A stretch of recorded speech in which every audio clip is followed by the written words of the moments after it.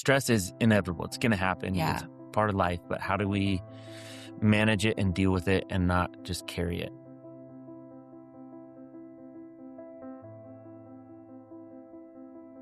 Welcome to Permission Slips, a space for you to practice paying attention to your life with self-compassion and kindness, so you can experience the wholeness, purpose, and joy you were made for.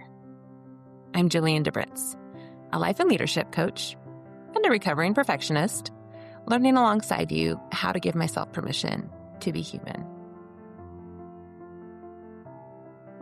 I am here with my most special guest I have ever had and ever will have, my favorite human in the entire universe, Corey DeBritz. It's me. It's you. Oh, wow. Corey, you also happen to be my husband. Conveniently. Convenient for both of us. Yeah, that works. And I was really excited that you said yes, maybe with some trepidation. I don't know. No, easy yes. I say no to a lot of podcasts, but this is an easy yes. How many podcasts have you been, Well, this is my first one, technically. been asked to be on?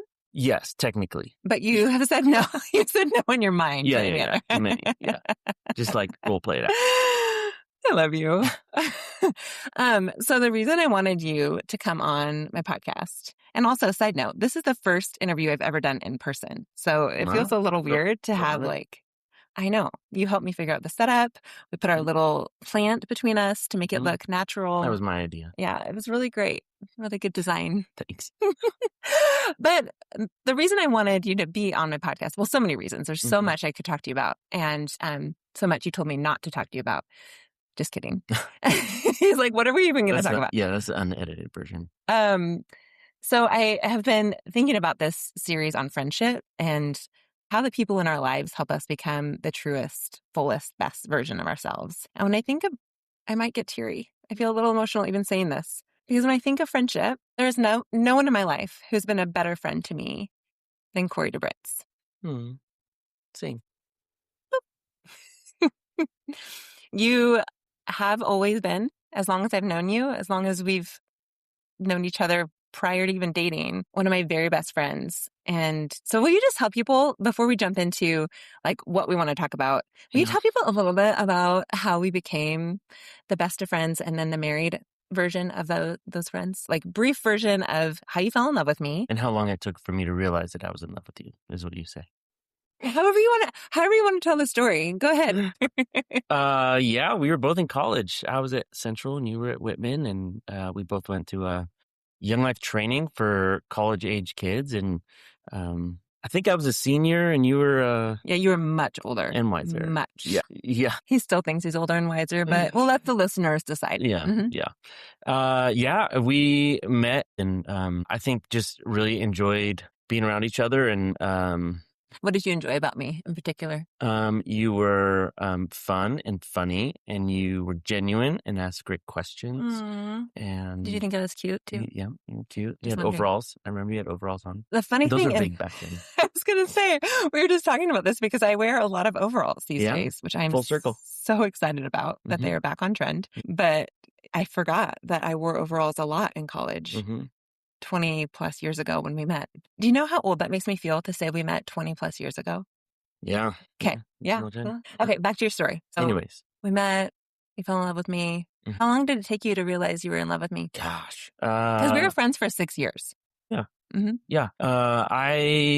It took me several years to figure that out, to figure out what was right in front of me.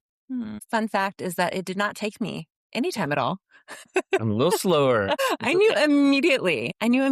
And this is a true fact. We're recording this within a week of the, 19-year anniversary of when you proposed. So this summer will be 19 years of marriage. It's been fun to remember our journey and our story. The fun fact is that when you finally asked me to start dating, you didn't actually ask me to date you. What did you say? Just for the people, so the people know. Yeah. It was pretty risky. Small community of people and friends, and I asked you to hang out intentionally, just me and you, not groups. And I do remember asking you, what does that mean? What does it mean to hang out intentionally? And you said, you still make fun of me to this day. It was so cute. Because it was you knew it was a big deal. I felt the significance of one of my closest friends asking me to hang out just one-on-one for the purpose of exploring, can we make this work? And it was so risky because if we can't, it meant losing one of our very best friends. Right. Because we knew that there's no going back. Right. I mean, we assumed. Mm-hmm. I guess people do, but I assumed. Yeah. One of the 2 or 3 friends I had at the time. Yeah. That sounds sad and depressing, doesn't it? It was a hard season. Yeah. It was a hard season. You moved to a small town and you were doing ministry, and it's a lonely place to be a leader in a small town. So yeah, I recognize that it was really brave, and I'm really glad you asked me to hang out intentionally. And then a year later, you proposed, and at the same time as you told me you love me for the very first time, within the same sentence, you asked me to marry you. So that was a lot to take in. Yeah, there's a couple sentences probably in between there, but in the same general time frame. Sure. Yeah. Okay.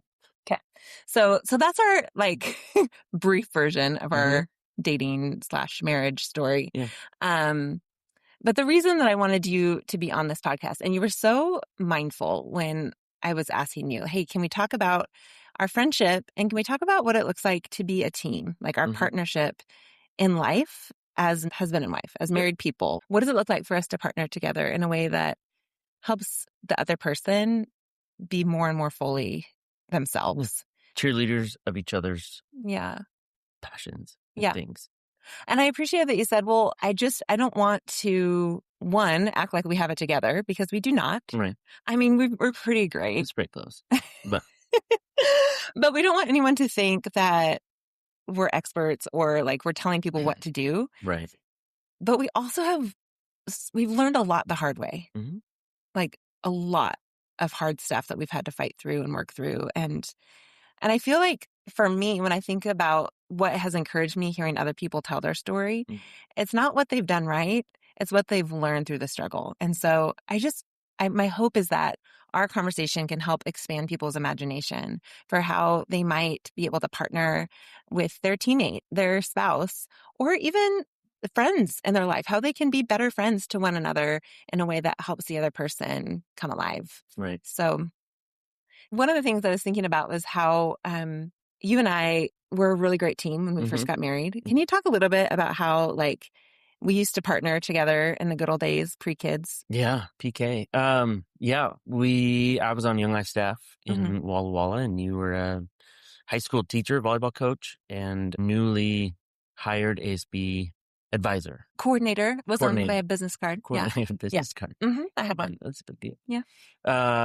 And I spent a lot of time in the schools and working with kids, and also like to dream, and Young Life Camp is a passion of mine, and exposing people to Young Life Camp, because I feel like they do it quite a bit different than most places, just done with excellence and totally great intention. So yeah, I have to interrupt you. Okay, sorry, because you just said about yourself that you love to dream, and it is one of my favorite things about you. You are the dreamiest of all dreamers in every way. You can imagine things, you can dream about ideas and innovate like no one I have ever known. And I didn't fully know that about you when we first got married, but 18 and a half years in, I see now that I'm just thinking of that personality test you took. I can't remember. It was work styles or something. It was it's not a common one, but I remember the assessment came back describing your skill set very similar to Walt Disney, like a very unique combination of being able to dream and imagine what's possible and innovate in just really creative ways, but also figure out what it takes to make those dreams actually happen. You have that ability to bring things to life and not just think about them. So, so back to you dreaming. Yep. Go. Yeah. Yeah. So I think it was fun to think about how do we use each other's gifts and where God has placed us. He put you in a high school with influence of teachers and kids. And so how do we kind of combine those passions to impact the most amount of people? And so we created a really fun event called the Big Blue Weekend. And it was taking 300 high schoolers that you had influence to recruit and take them to Young Life Camp and basically give them a Young Life Camp experience, just kind of not talk about Jesus. Yeah, it was a leadership camp, a leadership weekend that we invited every student in the whole school. And it was a big school, 2,000 kids. And so it was really hard for kids to feel connected. And I remember around that time doing research for my master's degree around school connectedness and like all of the health benefits for students to have at least one positive relationship with someone who really knows them, ideally an adult, that they know cares about them, like all of the positive benefits, both in school performance and in their lives, like how that affects, which we could intuitively say, it helps us. Like we all thrive if we have someone who knows us deeply and believes in us fiercely. Like we would argue, especially with your background and our heart for the Ministry of Young Life and the work that you've done since as long as I've known you, is like when we invest in people, when we invest in young people, when we invest in relationships, people come alive. Yeah. And we care about them well. So yeah, that was the piece where it was like, okay, we can create, we know how to create really great experiences because of your experience in Young Life. And I had this heart for students and staff, honestly, like the staff were getting lost too. We as staff would fall through the cracks. It was hard to be connected to one another in such a big school. It was hard for students to be connected. And so it was your dream. Like there had been something much smaller scale that already existed before I took over the student leadership position.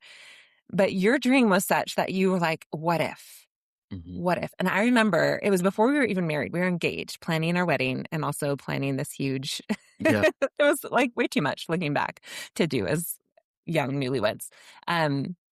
Which is kind of our story, just like overcommit and over dream and at the cost of ourselves a lot of times. But yeah, we learned that the hard way. That's probably many times. Put a pin in that one. Yeah. Let's come back to that because that's actually really important. But I remember like feeling overwhelmed by this job when they asked me to take it on. Like, oh, okay, how can am I qualified to do this like school-wide leadership role as what was I, like 24, 25-year-old, also had volleyball. Like it was too much. And I remember thinking, there's no way I have what it takes. But you got excited about it. And you started dreaming and saying, listen, Jillian, you don't have to do it like anyone else has done in the past. You get to do this job as only you can. And I couldn't even see what was possible until you started dreaming for me and with me. And then I just remember my energy, like it's taking me back even just to remember it right now. Like just so much energy came in that dreaming process to the point where I just have to tell people the level of dreamer and innovator that Corey DeBritz is. To the point where we were trying to figure out how to sell this vision to... Because there was like a mountain of no's. There was so many reasons the school administrators would say no to this. Yeah, there are a lot of obstacles, a lot of reasons it didn't make sense to take hundreds of kids 4 hours on charter buses to a remote camp facility. Sure. So Corey, I don't even remember how you did it, but you pulled strings, found a friend to... Chartered a plane. To allow us to use their plane and pilot... to fly us from where we were. All the principals, administrators. Yeah. You and I, and then 2 administrators flew down. It was what, like a 30-minute flight? Yeah, something like that. Instead of driving 4 hours in the middle of the school day, we went to the airport, flew 30 minutes down to camp, toured the property for 2 hours. Which they have an airport on the property. Conveniently. Yeah. Which if anyone's been to a Young Life camp, you know that it's different. Yeah. Like it's just a really high quality facility. Yeah, you have to see it. Yeah. If you haven't, maybe I'll put a link in the show notes for Washington Family Ranch. Anyway. But once we got them on the property, they were like, yes, do it. Whatever it takes to get kids here. Do it. Whatever it takes. So we were released then to run with it. It wasn't your job. You weren't in charge of ASB. You weren't in charge of leadership. What made you want to help me with that? Yeah. I mean, I think it wasn't my job, but it's our bigger job to build kingdom stuff. And I think it was, kingdom work, expose hundreds and hundreds of people that would never get a chance to see a Young Life property and experience the gospel, even though we didn't share the gospel at all verbally. Not verbally. It reminds me of, who is it? Is it St. Augustine? I don't think so. Someone said, preach the gospel at all times and when necessary, use words. Yeah. It was one of those where we knew once kids got onto a Young Life property and they had people serving them meals, which I remember we recruited Young Life leaders who love Jesus and love kids to come and with their actions, with their kindness, with their enthusiasm, help kids from the school feel loved in every interaction. There's a lot of people asking why all weekend, I remember. Why they were so nice? Well, how does this work? How? Yeah, I think just questions of wanting to know more because it wasn't something that was normal to them. Yeah, but it was so innovative and so outside the box and so beautiful. It's still like, I get so teary because it was one of the hardest Oh, definitely. things we've ever done. Mhm. And the cost was significant to us. And we can Yeah. talk about that even. Mhm. But it's still, looking back, one of my proudest accomplishments of my life Yeah. that we created this thing. And we were able to do it for 3 consecutive years. And then life took us to Ellensburg. And so, I stopped teaching and your job changed. But part of that was, it was such a battle. Yeah. And you talked about the boundaries that we struggled to set because we cared so much. Can you talk a little bit about that? Like, what was it that we didn't know then that we've had to learn the hard way? Yeah. I mean, I think it was, we are pretty good at doing things at the cost of ourselves. Oh, we don't need as much sleep. We don't need, we could justify it any which way Mm-hmm. to do what we were dreaming, because we did have space, but we also didn't set very many boundaries because, it's not like we had a family at home that we needed to take care of and be responsible for. It was just, one long weekend of sleeping in that would be recovery, or that's what Yeah. we thought, but Yeah. that's not true. Remember when things were so simple? We could get up whenever we wanted. Oh. So the cost of the weekend was significant. And I've talked a little bit before about the mental health implosion that that season of our life, my life, led to, my lack of boundaries in my job and how much I was taking on. And honestly, I don't hold it against anyone at this point. There's been a lot of forgiveness I've worked through over the years. And I have a lot of compassion for myself as a young, motivated, perfectionistic, overachieving teacher who didn't know it was okay to ask for help or to advocate for myself. But there are a lot of things about how my job was set up that were super unhealthy, and it took advantage of my passion and willingness to go above and beyond. That being said, though, the job was too much, and the workload was too much, and the projects like Big Blue Weekend and Linker and these other things I was taking on while doing my master's and, leading young life and coaching volleyball. It was fine. No big deal. It was fine. Yeah, I had no boundaries. So of course, my body gave out. Yeah. And mine did too. Hey, health went down the drain as well. And my health journey changed at that point too. So. Yeah. Thanks for reminding me of that. Yeah. I feel like it's something that I did wrong, but you're reminding me that we were both carrying a lot of stress. Internally, and had no tools to get rid of stress. So we just held it. Yeah. How would you say that over the years we have learned to do life differently? Because it's not like stress has gone away. Right.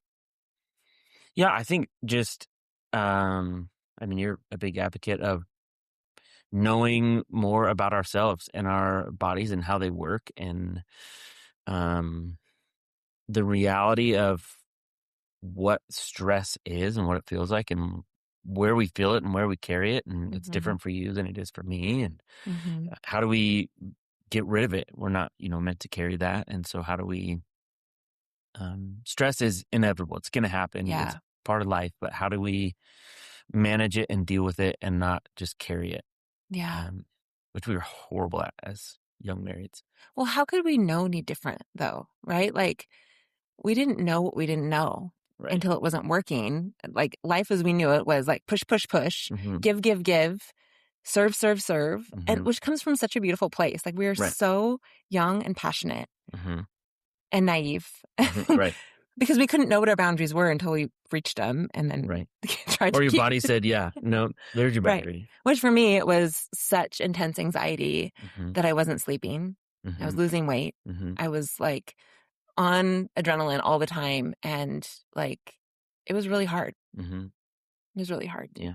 And then that led to like a total crash where my body gave out and said, okay, you're not going to push this hard anymore. Now depression is going to slow you down. And it was like, I talk about that as almost my body saying, you're not listening to the anxiety as a clue that something is too much. And so I'm just going to shut down and we're going to reboot and hit that emergency brake. Yeah, totally. Which was devastating. Yeah. But in that season, so after 3 years of doing the Big Blue Weekend and serving in that role as a teacher, we moved here to Ellensburg. And I became a stay-at-home wife, soon-to-be stay-at-home mom. Yep. Got pregnant right around the same time and never went back to teaching. In the schools, I would say. What do you mean? Teaching. What do you mean? I don't know. Like, you're still teaching and leading and doing things, but it's not. You don't go by Mrs. DeBritz anymore. I'll say that. Or Miss Huber. You should call me Mrs. DeBritz. Or I don't think that would go very well. No, you're right. I actually take that back. That was a terrible idea. Yeah. Sometimes I say things out loud and then I realize I don't agree with myself. No, so we're not take that. Yeah.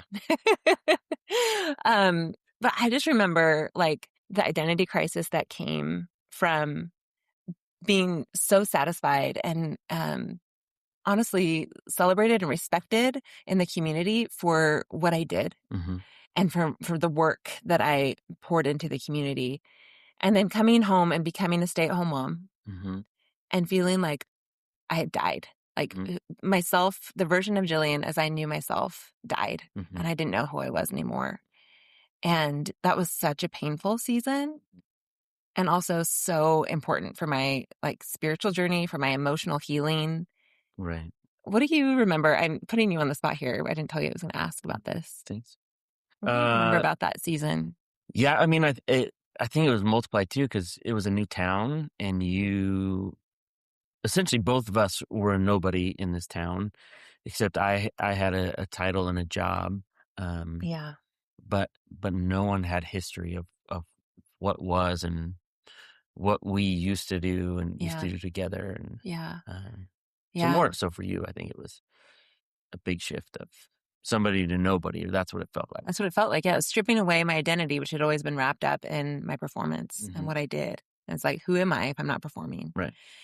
And especially when we first moved before I was pregnant, when I was so depressed, I felt like, who am I if I have nothing to offer anyone, which I was just so exhausted and felt so overwhelmed by life.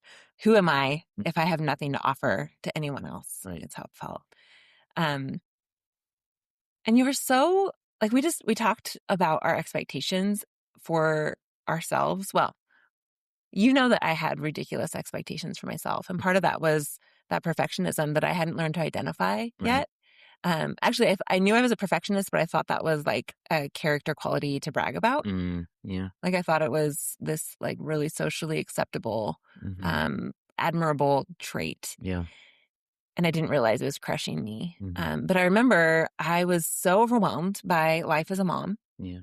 And also like felt like I was jumping out of my skin, that I wasn't using my brain. And there was so much more I wanted to do. So boring. So boring. I mean, we love our kids, let's be honest. But. Yes, I know. And it's been so fun. Recently, I've been looking at old pictures a ton. And how many times have I like teared up and told you, thank you so much for letting me be a stay-at-home mom. Like I'm remembering the sweetness, but it was the longest days of my life. Oh, yeah. Longest days. And I remember feeling like a failure if I was at home all day long and you would come home from work and still see dishes in the sink. And like I had this expectation of myself that if you failed. Right. If I'm at home, then I'm responsible for all things around the house. I'm responsible for cooking and shopping and I don't know where that came from. But what did you expect of me at that time? Yeah, I mean, gosh, you kept sweet little Brooklyn and sweet little Conley alive and going, and felt like that was enough, and then some. That was a lot to do. I couldn't really believe that. I know. It was really hard for me to feel like my contribution to our family as a mom was enough.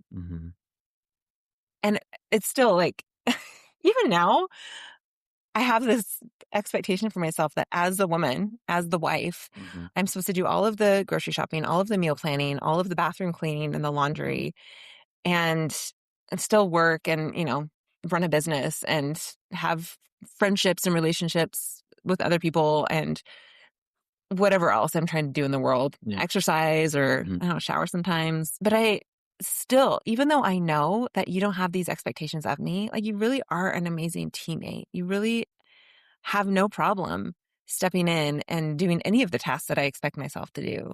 But where does that come from? Tell me my own story. Where does that come from for me? And how did you form your view of like what you expected our roles to look like in our marriage as a team? Yeah, I mean, that's a great question because I think early on it was in our premarital counseling that we did, just talking about partnership, and there's no assuming, roles. And I think where I was at in life, I had bought my first house and was in charge of cleaning it and doing dishes and laundry and like all that. And so it wasn't like a foreign concept to do all that stuff. And there actually was things that I like to do. Cooking was fun. And maybe because of the job where I'd never completed anything that I could cook a meal and it was like, oh, I finished that. I was done. Totally. Yeah. The nature of your work is like Yeah. there's always more to do. Yeah. And so to have something that you could physically with your hands Right. have a sense of completion was probably super helpful. Mowing the lawn, which was great. Yeah, I think it was just figuring out what we could do together that not necessarily was life-giving, but we could each contribute to the family. Yeah. Which you've always been so gracious. And I think I needed to hear again and again and again from your mouth. What I knew you believed was that you didn't have any expectations of how I would spend my time during the day. Being a mom was enough. I know I believed you and I didn't believe you at the same time. Like I expected more of myself, even if you didn't expect me to do more than keep children alive, which was a huge task. Let's be honest. It was. I mean, it was on my watch that kids chipped their teeth. Both children. I know, both. Oh and like had to go get stitches and like. Oh yeah, that was your fault. It was all on my watch. Like I couldn't do that. Oh my gosh. No, it was because you were like the fun dad having adventures and wrestling and taking kids to grandparents' houses. Letting them learn to walk around concrete steps and bathtubs. Oh no, I was with Conley when he fell. That was me. Okay, so we each have one kid that chipped a tooth on our watch. Yeah, well, I'm thinking about people listening. We all have different expectations about what our partnership will look like. And even that word partnership, like I don't think that everyone has that framework when they come into marriage. Right. Or maybe even roommates. You could think about roommates and how we, even in college or, when we're single, if we're living with other people, we can imagine that no one should expect the other person to do everything. Right. And yet, still, I don't know where this came from, but we all come in to marriages, to relationships with expectations about who's doing what and what those roles, what our interactions should look like or how we should partner. Right. Or what you saw growing up. What your parents did and what the roles they had, whatever they were. Sure. Yeah, that definitely plays a part. Yeah. But I also think that there was a story I was telling myself about what it meant to be a good wife. And I don't totally know where I was picking it up from, but I think I was watching other couples in our community that I respected. And I was watching, especially, certain couples that had really strong opinions about what those roles should look like, or couples, that I respected their faith. I respected their spiritual journey. And I thought, okay, to be a good follower of Jesus, I should probably, have a clean house all the time. Like it felt like a character flaw to not be able to keep our house clean. I remember having like splatters in our microwave when one super clean friend came over and microwaved her coffee. And I was like, shame just like melted my whole insides because I thought, oh no, now I'm caught. It's probably for me too. It probably was you. Yeah. But I could have cleaned it. And luckily over the years, I've realized that you don't see things the way I see them. Like you're not as affected by mess as I am. Right. I mean, neither of us like it. Of course, we would rather have tidy houses. But like I think about our bedroom right now and the piles of laundry that are waiting to go into the laundry room that have been there for a few days. Yeah, you can step over them. It's not a big deal. Which for years I felt like a failure that I couldn't keep it together. It was never a question of, well, why isn't Corey doing the laundry? It was like, what am I doing wrong? And so I've needed you to say over and over and over, what can I do to help? How can I support you this week? Yeah. And you've been so generous and kind. Because you used to get so mad when I would like do the dishes or something and I'm so sorry, people listening. I feel like so many wives are probably like, what? Your husband would do the dishes and you would get upset about it? Yeah. Why would I get mad? I think you felt like I was stealing I don't know, you weren't doing it and then I was having to like step in and take your role because you weren't able to do it or didn't do it. Can I tell you the truth about something? It was all BS. No, Can it you wasn't. Not say that? Can you not say that? BS is fine. Okay. BS is fine. I've had people swear in here before. I don't believe it. I know. Okay. It's all right. It's real talk. If I tell you completely honestly, even now, I still struggle with it. I still struggle to watch you do the dishes. Or last night you made dinner and it was so delicious, but I had this constant guilt that I wasn't helping you. Yeah. That I was sitting down and watching you and talking to you. I guess I helped. I did step in and help because I felt guilty. Yeah. Mostly. Or I typically do the bathrooms. If you step in and do a bathroom, I feel like I've somehow let you down or I've added to the burden. Right. Because I see how much you're carrying. So I guess I'm thinking about how different people approach partnership and marriage. Like, how would you explain how you see gender roles or like what teamwork could or should look like in marriage? Because there's different opinions about like a man should always do this, a woman should always do this. Like, how would you Yeah, describe that's your so view? cringy though, I think. And I think, yeah, it's uh and maybe it's not even Christian culture, but it feels like there's some stereotypes that you have to live into. And, I'm going out like hunting and killing our meals, which I don't really do that. I'm glad you don't hunt. Yeah, I'm more of a farm to factory kind of guy than farm to table. Oh my! But I do like to grill meat. You're really good at it. Yeah. Mhm.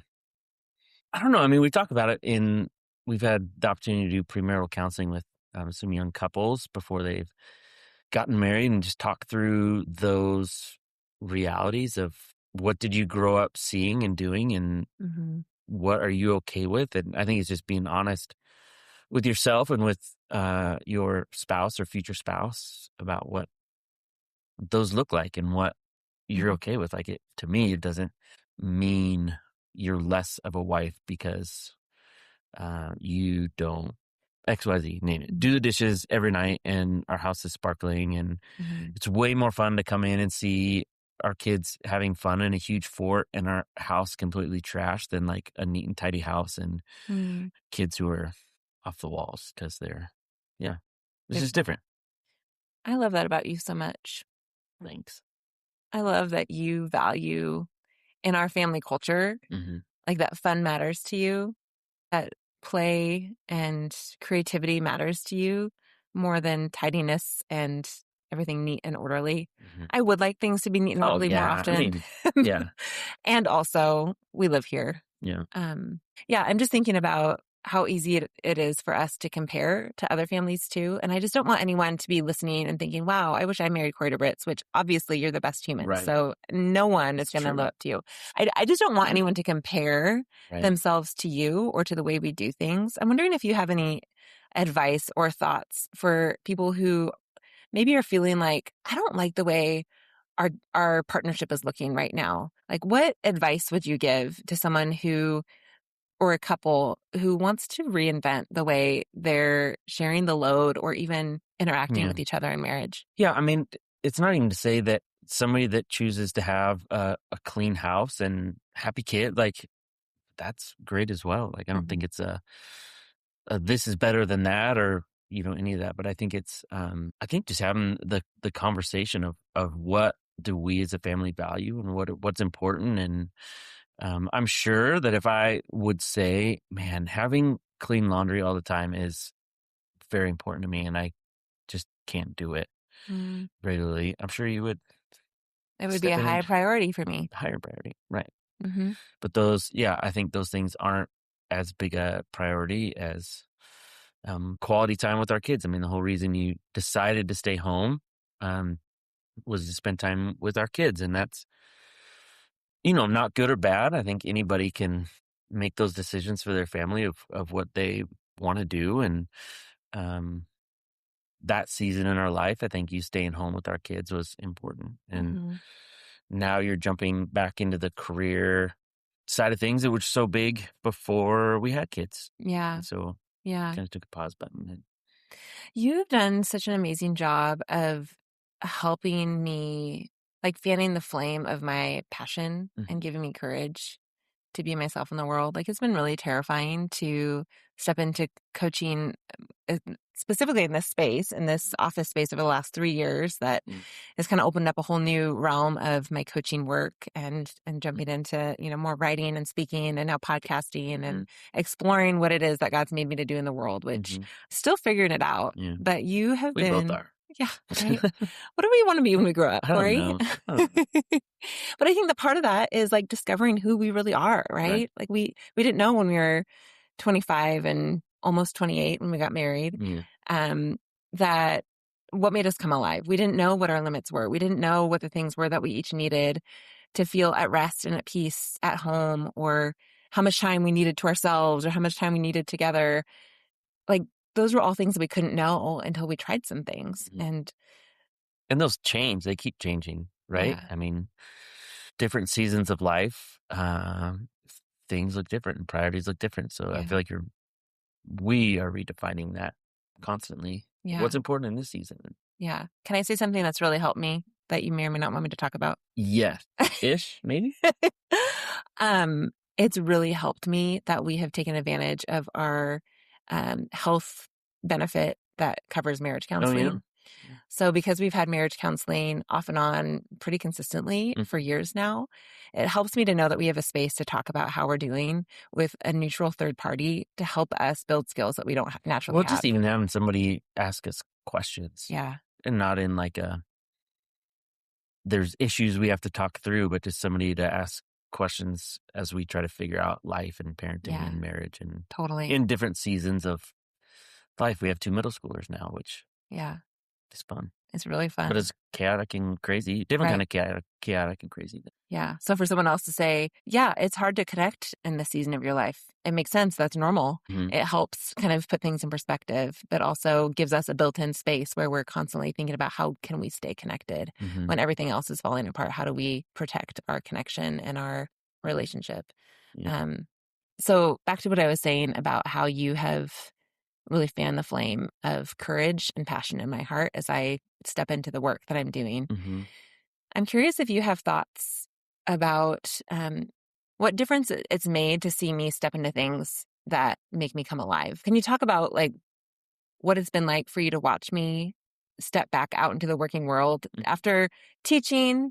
I feel a little emotional asking you this question. Yeah. I've been staying home for over a decade with our babies and like slowly tiptoeing back into coaching or starting coaching. And like that was a very slow growth process over several years to then being in this space now where I'm, leading women and offering group opportunities for coaching in our community and doing things online and all the things. What's it been like for you to watch that transition from one season and one way that I function, my role in supporting our family was very hidden to now a more public, outside the house kind of role?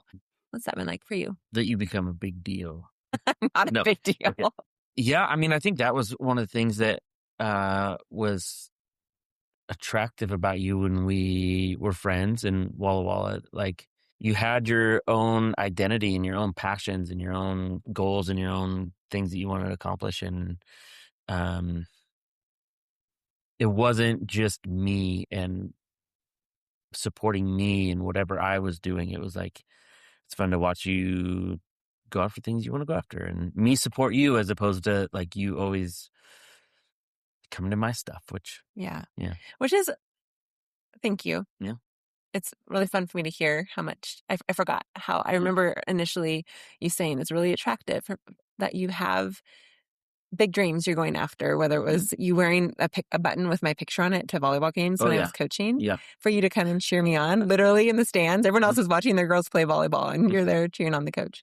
But it means so much to me that you want to see me flourish, that you want to see me thrive as myself, even when it comes at a cost to our family, even when it means I'm out of the house, which, I hate being out of the house more than once per week.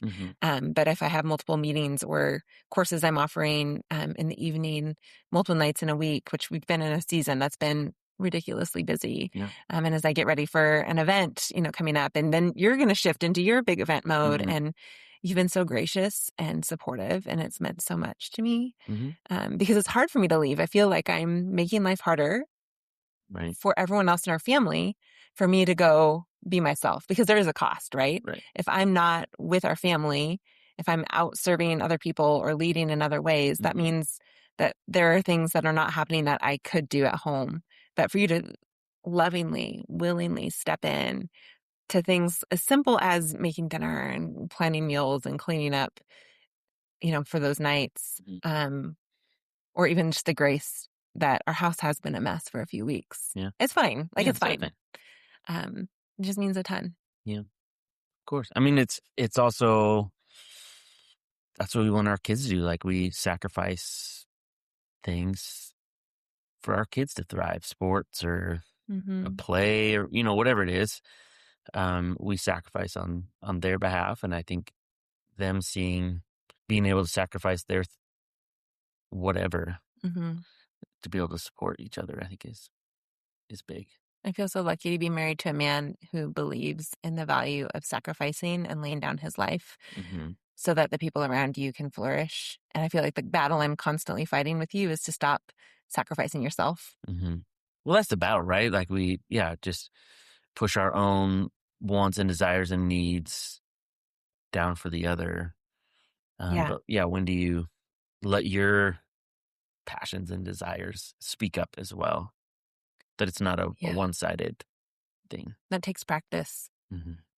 It takes a lot of practice for each of us to be honest about what we need and what we want, because we both, just the way our relationship dynamic has gone for as long as we've known each other, is that both of us want to make things as easy as possible for the other person. Like deciding where to eat used to be like the hardest thing.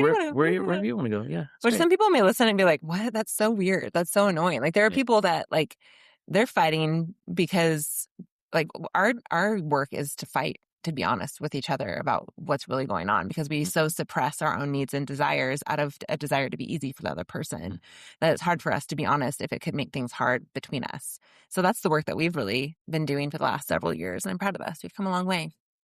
But there are people listening that, like, they have different struggles. Like, maybe their struggle is that they have conflicting desires, and they feel like they need to be louder than their spouse, and they are fighting to get their own needs met. And I guess I'm thinking about, like, how do you see God's design for partnership in marriage? And I'm thinking about even Ephesians 5, where it talks about men, love your wives as Christ loved the church. Women, respect your husbands. Like, how do you see that playing out according to, like, God's design? How would you explain that?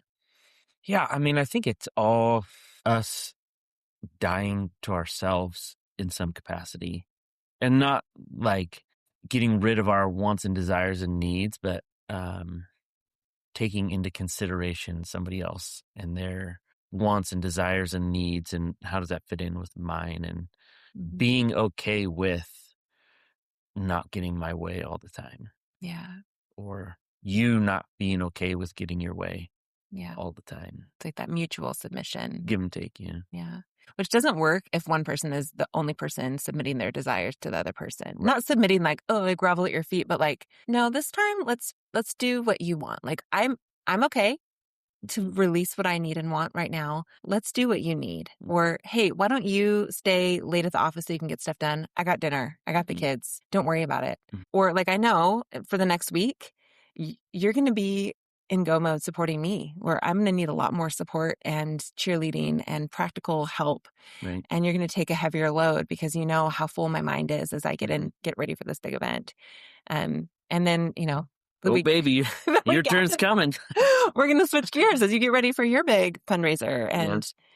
But it would be really difficult if it was all one-sided all the time. Right. And so I think that mutual submission piece, that mutual serving, mutual honoring, mutual loving, mutual respect, mutually building one another up is the beautiful design. And in so doing, like, each of us is being shaped and formed more and more into the character of Christ, who laid down his life out of love. Right. So as we practice laying down our lives out of love for one another, we become more like him. And I guess it's really important to say that it means a lot to me that you don't lay down your life out of bitterness and resentment and obligation. Right. But I truly feel you laying your life down out of love. Yeah. 100%. I love you. Love you. Is there anything you want to say to people listening? Because I know that you're so aware that we don't want to act like we have it together. For anyone that's struggling where they're at in marriage, or like feeling unseen by their spouse, or feeling like, I'm trying, but it's not appreciated, or it feels really one-sided right now. Do you have any advice or encouragement for people? Gosh.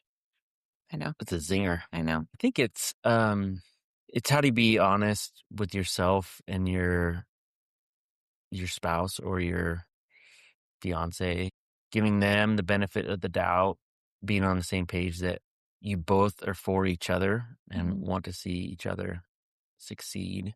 We say it a lot, don't we? I'm on your team. Yeah. I'm on your team. Like, we almost have to remind each other. Yeah, you do need reminders. Yeah. I'm not against you. Yeah. And that takes work in our minds and in between us in conversation, especially when we're both stressed and we're both overwhelmed. It's like, Well, you're making things harder for me. And then we have to stop and say, I'm on your team. I'm on your team. I'm for you. Mm-hmm. And it also takes work to choose to believe the best about the other person. Thanks for doing that. Yeah. Thanks for doing that as well. Do you have a permission slip that you want to give people who are listening? I was just wondering if this was the point in the podcast where you say that I was your favorite, best podcast interview. Oh, hands down. Okay. No question. I saw that was, yeah.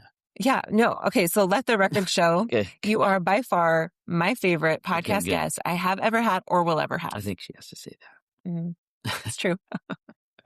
This is really fun. A permission slip. I think just that we're not going to get it right all the time, every time. And there's so much room for growing and figuring it out together. And once you figure it out, it's going to change and you're going to have to figure it out again. And, to have grace in that it's seasons change and we need to change and that's okay. Yeah, I love that. It makes me think about how we really are committed to helping one another grow. Like our marriage isn't about helping one another be happy. It's about helping one another grow into the fullest, most beautiful, flourishing versions of ourselves. And that doesn't happen in a comfortable environment often. It's like the discomfort of like, oh, this isn't working, or what happened here? It's not in avoiding conflict or avoiding ruptures. It's like, okay, that's going to happen. There's going to be miscommunication. There's going to be hurt feelings. There's going to be things that aren't working because we're human. Mm-hmm. And we can't control the world even. Like the pressure is coming at us from outside, let alone between us. So it's not if things go sideways, it's when. How are we going to respond? And are we going to choose one another? And are we going to choose to love one another even at a cost to our own comfort or pride? Are we going to choose to say, I see you and I don't want to hurt you and I'm sorry that I did. Your pain matters to me. Right. Yeah. Thanks for being in it with me, Corey DeBritz. Yeah, thanks for being in it with me, Jillian DeBritz. Mrs. DeBritz. No, we can't say that. No, please don't. Okay, we can't say that. I love you. Thanks for being here. She's a high fiver. I don't know if you nailed it. She's a high fiver. We nailed it.